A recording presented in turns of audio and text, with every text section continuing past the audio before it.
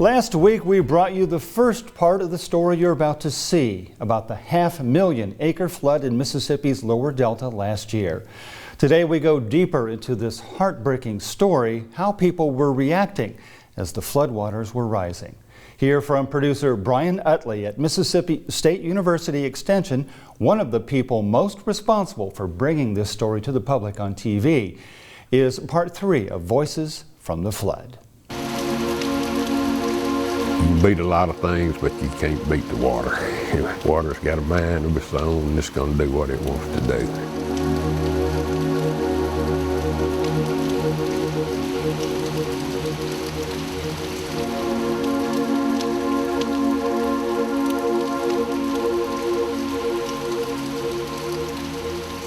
I ain't never seen this much water in my life.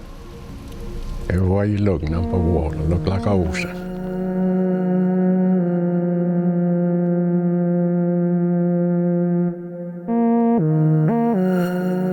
They built all the backwater levees and basically built a bowl with no drain except Still Bayou, which can't drain when the river's high.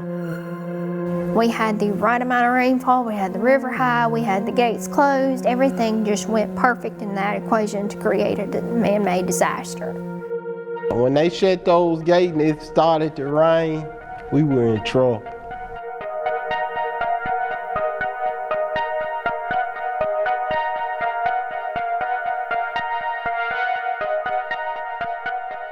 We sandbag and we pump. That's what we fight every year. We won the battle in 2018 and then 19 hit. And there was no winning that battle. My husband told me, he said, we're going to flood. And I didn't think a whole lot about it because we always get some water in our fields. We live in the Delta. It's part of life. And he told me, you don't understand, it's gonna be really bad. It just was constant rain after rain through November and December. When things start coming up on flooding and flood issues and warnings, I get daily emails of conditions and what the backwater is expected to go to. And one of our big things is the gates, we call it, down at the Still Bayou structure, when they close and when will they open. We usually get these things, you know, in April.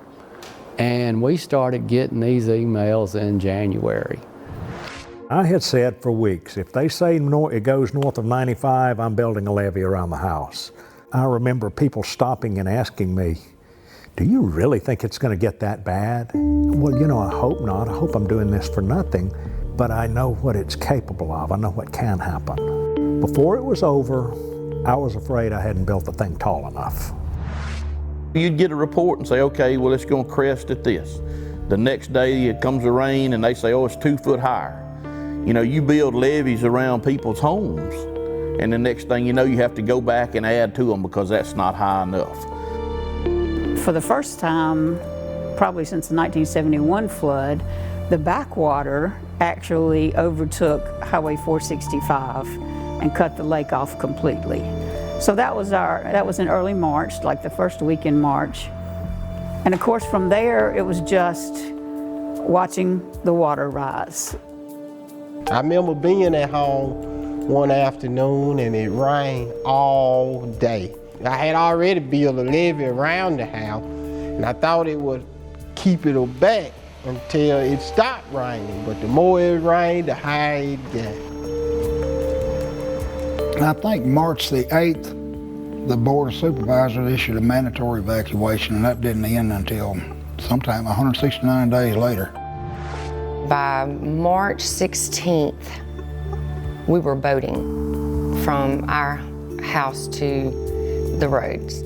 A lot of people, it sounds real romantic, you know, boating back and forth to your house when you don't know, but it's not. In April, you know, it started overtaking one of the major roads in our community, which is Eagle Lake Shore Road. The community started fighting it, sandbagging that road, and held it at bay for almost 2 months. Everybody had levees around their house, but the levees are gonna seep. water was going to seep through them. So we all had, pretty well everybody had electric sump pumps. Everybody had a generator, so as soon as it started raining, it didn't matter what time of night, day or night it was, you got up and waited in case the power went off, because if the power went off during a hard rain, you didn't have just a matter of minutes. When I got up at 2 o'clock in the morning, I was kind of checking the pumps and stuff. The water was coming down through the hallway. I mean, I had to rush my son out to bed, get him up, and we couldn't, practically get nothing. And when we got to the car, the water, I didn't know it had rose that much. The water was up to my bumper of my car, and I just did get it out of there. West of Highway 61, it was backwater everywhere. And as the further you went south, especially when you got to Cary, then it started looking like oceans. As the water, came up, I saw a lot of things change. We saw people's houses going underwater. Tremendous amount of roads in this county went underwater, and that changes people's lives.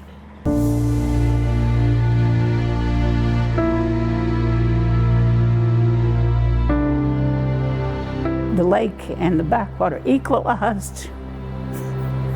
The lake rose about 8 feet in 3 days and got into people's homes.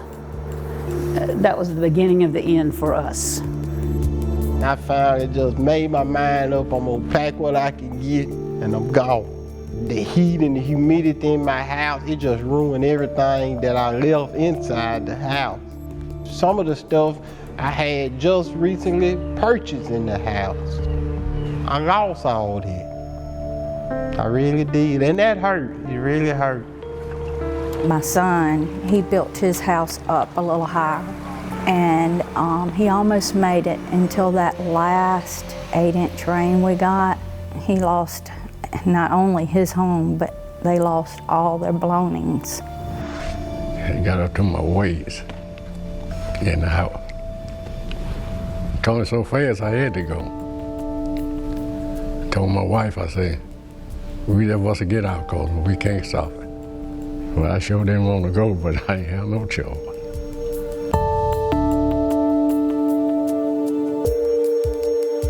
In Sharkey County, we had 86 households displaced in the county. Some people just didn't have much. They didn't have flood insurance, and they lost everything. They lost everything.